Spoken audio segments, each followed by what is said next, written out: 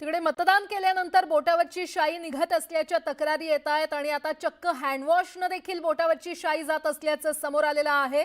आपण या दृश्यांमध्ये पाहतोय ही व्यक्ती मतदान करून आली आहे आणि हँडवॉश यूज करते आणि आता हँडवॉशने बोटावरची शाई जात असल्याचं समोर येते। या संदर्भात अधिक माहिती देत आहेत आमच्या प्रतिनिधी सुस्मिता भदाणे आपल्यासोबत जोडल्या गेलेल्या आहेत। सुस्मिता, काही ठिकाणी शाई न लावता मार्करचा वापर करण्यात आलाय आणि तो आता काही ठिकाणी ते मार्करचे मार्क हँडवॉश केल्यानंतर निघतायत का नाही निघत आहे की नेमकं काय घडतंय, काय समोर येतंय? एक साधा डेटॉल हँडवॉश किंवा तुमच्या घरामध्ये तुम्ही हात धुण्यासाठी जे कोणतं हँडवॉश वापरत असाल त्याचा वापर केल्यानं सुद्धा तुमच्या हातावरची मतदानाचा हक्क बजावलेली शाई निघत आहे।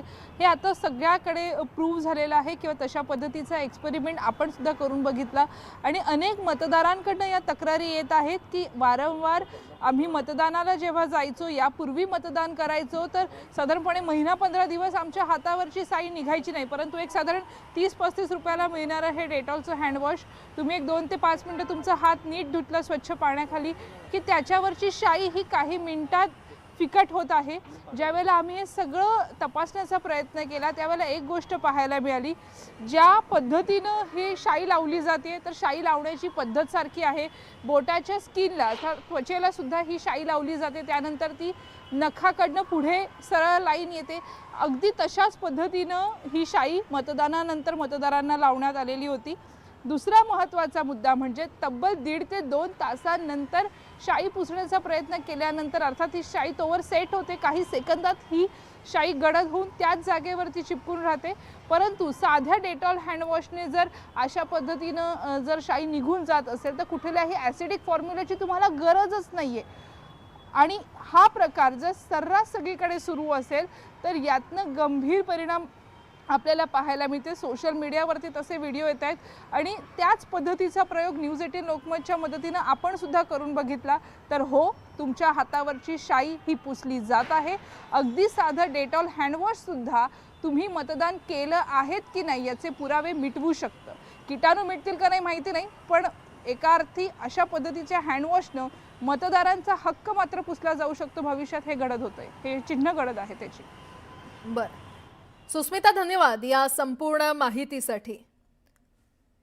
आणि या संदर्भात अधिक माहिती घेऊयात आमचे प्रतिनिधी अभिजित पोते आपल्यासोबत जोडले गेलेले आहेत। अभिजित, बऱ्याच ठिकाणी शाई न लावता मार्करचा वापर केला जातोय आणि चक्क हँडवॉश केल्यावर तो मार्करचा मार्क निघून जातोय असे देखील आरोप होत आहेत, अशा घटना समोर येत आहेत, काय अपडेट?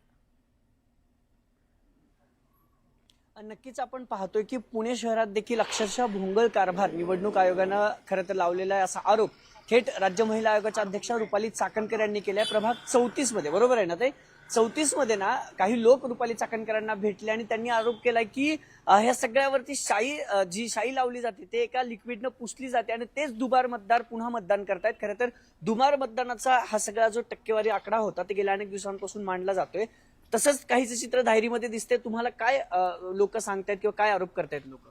खरं मी मतदारसंघामध्ये फिरत असताना काही कार्यकर्त्यांनी फोन केले आणि आमच्या धायरी भागातला म्हणजे प्रभाग क्रमांक 34 मधल्या नारायणराव सनस बूथवरती प्रचंड मोठ्या प्रमाणात गोंधळ सुरू होता। याच्यामध्ये आमच्या काही कार्यकर्त्यांनी यामध्ये हा व्हिडिओ पाहिला ते लक्षात येईल। या व्हिडिओमध्ये हा मुलगा जो आहे त्याच्या हातामध्ये एक लिक्विड आहे आणि ह्या ज्या महिला आहेत ह्या आमच्या भागातल्या कुठलाही मतदार नाहीयेत, पण त्या मतदान करून आलेल्या आहेत। म्हणजे बाहेरच्या मतदारांनी मतदान केलं आणि त्यांच्या हातावरची शाई पुसली जाते, ते लिक्विड काय आहे? हे लिक्विड आहे, हे लिक्विड आपण पाहताय आणि ह्या लिक्विड मुळे बाहेरून येऊन ह्या महिलांनी मतदान केलंय आणि त्यांची शाई पुसली जाते आणि परत एकदा त्या मतदानाला जातात। तर हा व्हिडिओ आहे, आमच्या कार्यकर्त्यांनी खरं या सगळ्यांना पकडलंय, त्याच्यामुळे तातडीने त्यांनी मला फोन केला। मी त्या ठिकाणी गेल्यानंतर निवडणूक आयोगाचे अधिकारी असतील आणि पोलीस यांना सगळ्यांना बोलवून ह्याची शहानिशा करावी आणि जर अशा पद्धतीने इतकं चुकीचं काम होत असेल तर खऱ्या अर्थानं आपण आज लोकशाहीच्या मतदानाचा फार मोठा उत्सव साजरा करतो। हा संविधानाचा अधिकार आहे आणि हे सगळं होत असताना अशा पद्धतीने चुकीचं जर काही घडत असेल तर ते निश्चितच निंदनीय आहे। पुण्यातलं तुम्ही समोर आणलं, पण मुंबईत अक्षरशः डेटॉल म्हणजे हँडवॉशने देखील शाई पुसली जाते। प्रशासनाचा भोंगळा कारभार म्हणावा लागेल हा सगळं। मला याबद्दलची मुंबईची माहिती नाही, पण हे जे पाहिलं हे लिक्विडनी जर शाई पुसली जात असेल तर किती वेळा मतदान होईल आणि कशा पद्धतीचे होईल ही भयावह परिस्थिती मला असं वाटतंय आणि म्हणून तातडीने याची निवडणूक आयोगाने सुद्धा दखल घेतलेली आहे आणि अशा पद्धतीने केवळ एका बूथवरची माहिती आम्हाला मिळाली. ज्या ज्या ठिकाणी असं होत असेल तेही कार्यकर्ते फोन करतात आहेत. त्याच्यामुळे माझी निवडणूक आयोगाला देखील विनंती राहील की त्यांनी तातडीने असं काही कुठे होत असेल तर बंदोबस्त जरूर ठेवावा, पण जी शाई आहे आणि ही लिक्विडनी कुठल्या पुसली जाऊ नये याची खबरदारी घ्यावी. नाही, पण बोगस मतदाराचा टक्केवारीचा जो आकडा आहे तो वाढेल पुण्यात असं वाटतं तुम्हाला? असं जर होत असेल, तुम्ही एका बूथच्या समोर आणलं, बऱ्याच ठिकाणी असं होतंय असं देखील समोर येते, त्यामुळे बोगस मतदानाचा टक्का वाढेल? मला असं वाटतं की बोगस मतदान होऊच नाही म्हणून आपण सगळेजण प्रयत्न करत असतो, पण असं कुठं होत असतं तर तातडीने दखल घेऊन ते सगळं बंद केलं पाहिजे, थांबवलं पाहिजे.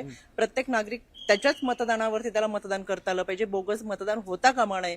शेवटी पारदर्शकपणे ही निर्णय प्रक्रिया राबवली गेली पाहिजे. त्याच्यामुळे निवडणूक आयोग असेल आणि पोलीस असेल यांनी दक्ष राहून तातडीने याच्यामध्ये दखल घ्यावी. ताई, पण जी धायरीची लोक आहेत ती काय सांगत होती तुम्हाला? कारण ते तुम्ही त्या ग्राउंडवरती होतात, त्या लोकांसोबत तसं घडलं, ती तुम्हाला काय सांगत होती नेमकं? या लोकांचं म्हणणं असं आहे, जे मतदार यादीत नाव नाहीयेत, या महिला बाहेरच्या आहेत आणि या महिलांनी एकदा मतदान केल्यानंतर त्यांच्याबरोबर जो मुलगा मी तुम्हाला आता व्हिडिओमध्ये दाखवला तोही आमच्या भागातला नाहीये, तोही मतदार नाहीये, पण एका लिक्विडने बोटावरची शाई पुसतोय आणि पुन्हा एकदा त्या महिला मतदानाला जातात आहेत. आणि हे फार सकाळच्या लवकरच्या टप्प्यामध्ये मतदान केलेलं आहे. म्हणजे मतदार खऱ्या अर्थाने त्या ठिकाणी पोहोचण्यापूर्वीच हे मतदान या महिलांनी केलेलं आहे. त्याच्यामुळे हे अत्यंत चुकीचं आहे. हे असं होऊ नये याच्यासाठी आमचा आक्षेप आहे. ताई, तुम्ही गावकरी आहात, त्या महिला कुठल्या आहेत? कधी बघितलंय किंवा कुठून बाहेरून आणल्यात असा थेट आरोप आहे का लोकांचा, स्थानिकांचा? हो, स्थानिकांचा आरोप जो होता की ह्या महिला आम्ही कधी पाहिलेल्या नाहीये, ते आमच्या मतदार नाहीये, आम्ही स्थानिक भागात राहतो, या महिलांनाही आम्ही कधी पाहिलेलं नाही. पोलिसांचा तर तपास करतात. तुम्ही काही तक्रार वगैरे पोलिसांमध्ये केली, निवडणूक आयोगाला केली? हो, निवडणूक आयोगाला तक्रार केली आहे. निवडणूक आयोगाने त्याची तातडीने दखल देखील घेतलेली आहे. पण इतर ठिकाणी असं होता कामा नये.